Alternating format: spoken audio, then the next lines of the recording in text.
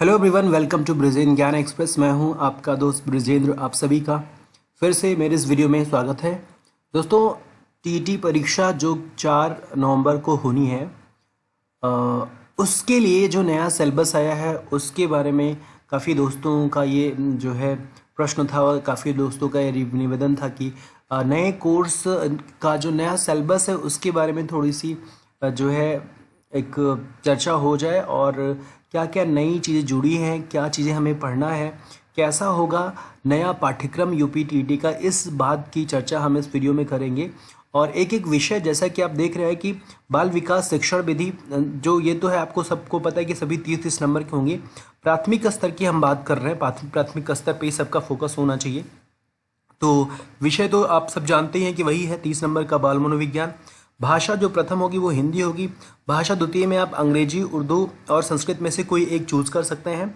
और गणित और पर्यावरणीय अध्ययन ये सबके लिए कंपलसरी है, यानी कि कोई भी सब्जेक्ट सिर्फ यहाँ पे भाषा में 3 में से कोई एक चूज कर सकते हैं। बाकी ये बाल विकास, भाषा प्रथम, गणित और पर्यावरण, ये 4 सबके लिए कंपलसरी हैं और ये सब के सब वही 33 नंबर के होंगे। तो ये आपको सबको पता ही होगा।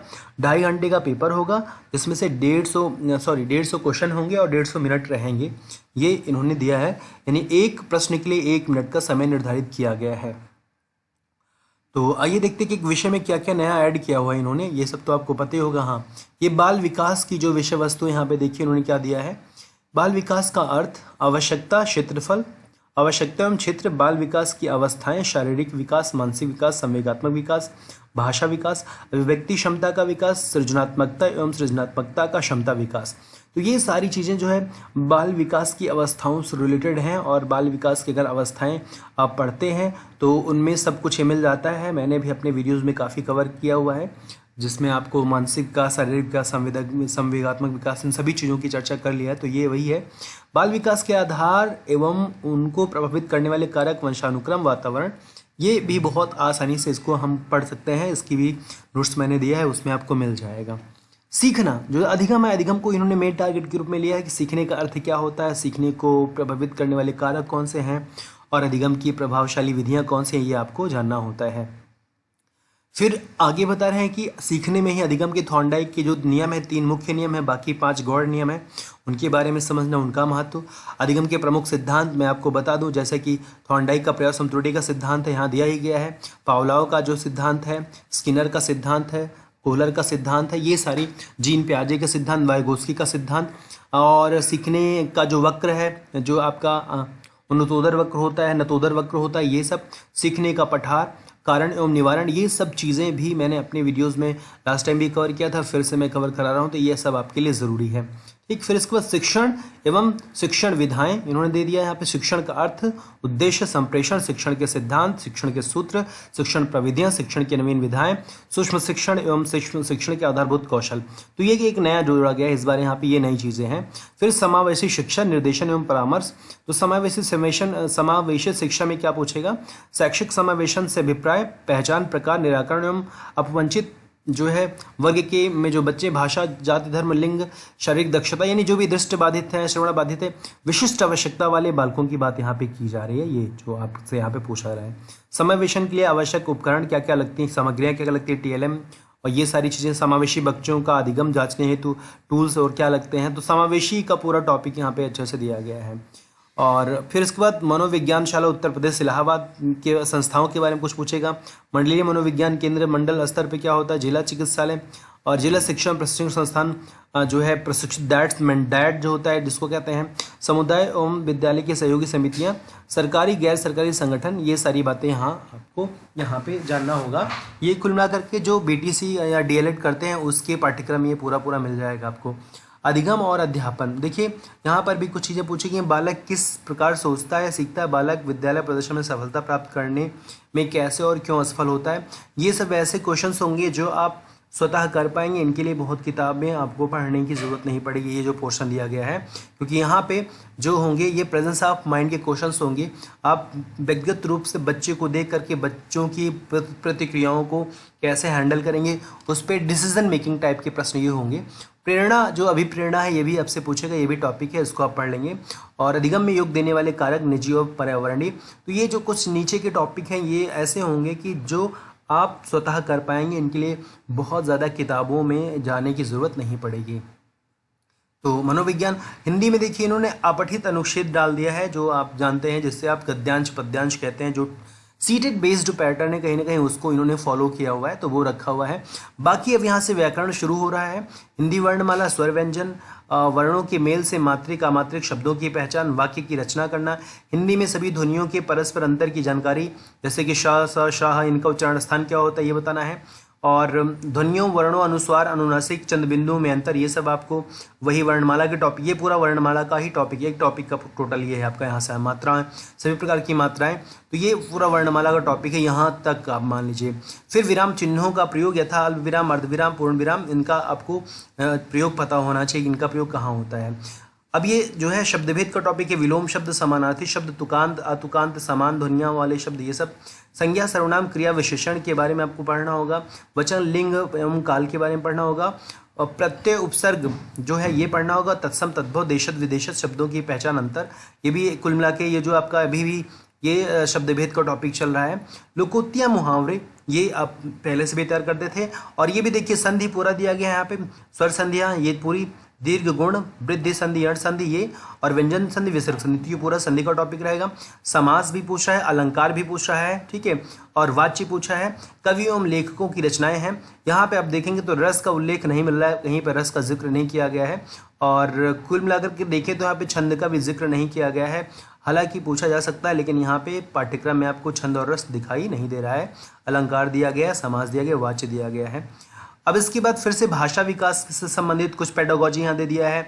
अधिगम और अर्जन, भाषा अध्यापन के सिद्धांत, सुनने बोलने की भूमिका, भाषा का कार्य, बालक इसे किस प्रकार एक उपकरण के रूप में प्रयोग करता है, और मौखिक लिखित रूप से विचारों के संप्रेषण के लिए किस प्रकार की भाषा अधिगम में व्याकरण की भूमिका क्या है। तो ये जो है भाषा का पेडागोजी यहाँ पे आपको दिया जा रहा है, भाषा कौशल, और एक भिन्न कक्षा में भाषा पढ़ाने की चुनौतियाँ, ये सारी बातें। और इसमें से भी बहुत सारी चीज़ें ऐसी होंगी जो आप स्वतः जिनका आंसर दे पाएंगे, बाकी का मैटर आपको मैं जो है मुहैया कराऊंगा। तो ये जो है आपका भाषा का है, जिसमें आपको कुछ चीज़ें एक्स्ट्रा आपको पढ़नी होंगी। और दूसरा देख रहे हैं इंग्लिश, जो है इंग्लिश में क्या अनसीन पैसेज वही रहेगा जैसे कि सब में है, और टेंसेस के बारे में पढ़ना होगा, सब्जेक्ट प्रेडिकेट जानना होगा, काइंड्स ऑफ सेंटेंसेस पढ़ना होगा, parts of speech, noun, pronoun, adverb, ये जो पूरा यहाँ लिखा हुआ है इन्होंने, kinds of noun, pronoun, adverb, adjective, verb, preposition, conjunction, और टेंसेस जो है present, past, future, articles, punctuations, word formations, active voice, passive voice, singular and plural and gender, ये इतना मात्र इसमें दिया है, जो कि बहुत ही छोटा कोर्स है और इसको बहुत इजीली आप कवर कर सकते हैं, और बहुत ही आसान इस बार इंग्लिश का इन्होंने दे दिया है, तो इसको बहुत आसानी से किया जा सकता है।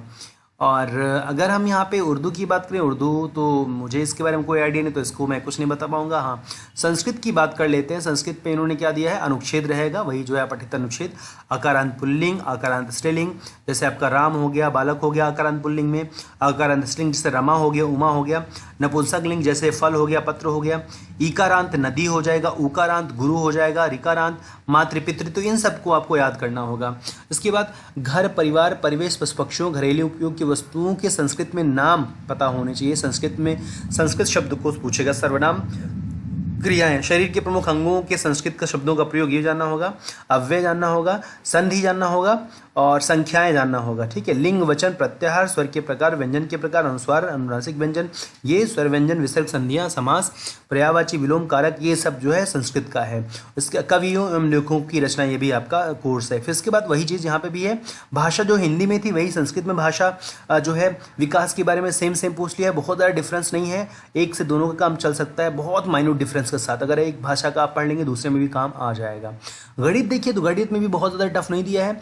संख्याएं, संख्याओं का जोड़ घटाना सिंपल सा जो होता है। लघुत्तम, समापूर्त, एलसीएम जो है एचसीएफ पूछा गया। भिन्नों का जोड़ घटाना, गुणा भाग, दशमलव का जोड़ घटाना, गुणा भाग, ये। उसके बाद ऐकिक नियम, प्रतिशतता, लाभ हानि, साधारण ब्याज, ज्यामितीय आकृतियां जैसे पृष्ठ, कोण, त्रिभुज, वृत्त और रुपया, मापन में समय, तौल, धारिता, लंबाई, चौड़ाई ये मापी जाएगी। और परिमित में त्रिभुज, आयत, वर्ग, चतुर्भुज ये। उसके बाद कैलेंडर भी दिया है और आंकड़े देंगे। आयतन में पूछेगा आपसे जो है घन घनाभ, क्षेत्रफल में आयत वर्ग देखना है, रेलवे और बस की समय सारणी, आंकड़ों का प्रस्तुतिकरण, निरूपण। तो ये बहुत ही सिंपल सा गणित का कोर्स है जो आसानी से कवर किया जा सकता है। बाकी फिर वही गणित संबंधी पेडागोजी, गणितीय तार्किक चिंतन की प्रकृति, बालक के चिंतन, तर्कशक्ति दोनों का ये, और पाठ्यचर्या में गणित का स्थान, गणित की भाषा, सामुदायिक गणित ये सब, त्रुटि विश्लेषण, अधिगम। तो गणित की थोड़ी सी पेडागोजी यहाँ पे है। हाँ, अब आते हैं हम पर्यावरण के बारे में। पर्यावरण जो मुख्य विषय है, अब इसमें क्या क्या उन्होंने किया है देखिए। पर्यावरणीय विज्ञान भी है, इतिहास है, भूगोल है, नागरिक शास्त्र, पर्यावरण, ये 4-5 चीज़ों का इन्होंने समावेश किया है। अब इसमें देखिए पहले तो परिवार, भोजन एवं स्वास्थ्य स्वच्छता के बारे में, आवास, पेड़ पौधे एवं जंतु, हमारा परिवेश, ठीक है, ये मेला, स्थानीय पेशे से जुड़े व्यक्ति एवं व्यवसाय, जल, यातायात एवं संचार, खेल एवं खेल भावना, भारत के बारे में क्या पढ़ना, नदियाँ, पर्वत, पठार, वन, यातायात, महाद्वीप एवं महासागर, ये आपको पढ़ना होगा। और इसके बाद भी देखिए अभी यहाँ क्या दे रहा है कि हमारा प्रदेश के बारे में, यानी उत्तर प्रदेश के बारे में आपको पढ़ना है। नदियाँ, पर्वत, पठार, वन, यातायात, संविधान भी जानना है उत्तर प्रदेश का, शासन व्यवस्था जानना है, ग्राम पंचायत, नगर पंचायत, जिला पंचायत, नगर पालिका, नगर निगम, प्रदेश की शासन व्यवस्था, व्यवस्थापिका, न्यायपालिका, कार्यपालिका, राष्ट्रीय पर्व, राष्ट्रीय प्रतीक, मतदान, राष्ट्रीय एकता, ये सब पढ़ना है आपको पॉलिटी में। पर्यावरण आवश्यकता, महत्व, उपयोगिता, ये सब जो है अध्यापन संबंधी मुद्दे आ गए। फिर यहाँ पर वही जो पेडागोजी है, तो ये कुल मिलाकर के मेन जो आपका पूरा कोर्स है, ये ध्यान देना है। यहाँ पे अब वही चीज़ है कि जो पर्यावरण का कोर्स है थोड़ा सा बड़ा कर दिया इन्होंने। इसमें ज्योग्राफी भी पढ़ना है और पॉलिटी भी पढ़ना है, और राष्ट्रीय स्तर के जो भी महत्वपूर्ण चीज़ें हैं वो भी आपको पढ़ना होगा। और बाकी यहाँ पे जैसे आप देख रहे थे, यहाँ पे देखेंगे तो पेड़ पौधे, जंतुओं के बारे में, आवास के बारे में, स्थानीय पेशे से जुड़े व्यक्ति के बारे में, ये तो लगभग सीटेट का जो पैटर्न था वही सीटेट वाला पैटर्न इन्होंने उठा के यहाँ पे रख दिया है। भारत की नदियाँ जानना है, पर्वत, पठार, वन, यातायात, महाद्वीप एवं महासागर, इनको पढ़ना होगा। तो ये था नया कोर्स जो आपको देखना है, इसी के बेसिस पे हमें तैयारी करनी होगी। जो तैयारी कर रहे थे वो गलत नहीं है, उसको भी आप तैयार करते रहें। बाकी इन बहुत ही छोटा सा सिलेबस, बहुत बड़ा नहीं, बहुत लेंदी नहीं है, इनको हम 1 महीने में भी अच्छे से कवर कर सकते हैं, जो नई चीज़ें इसमें इंक्लूड हुई हैं। तो बिल्कुल बिना टेंशन लिए आपको पढ़ते जाना है, और पेडागोजी के लिए बहुत अधिक परेशान ना होइए। वो नॉर्मल सी पेडागोजी होगी जो अगर आप नहीं पढ़े रहेंगे फिर भी उसको आप कर ले जाएंगे। ये यकीनन बहुत आसान रहेगा, पेडागोजी हो जाने से काफ़ी हेल्प मिल जाती है।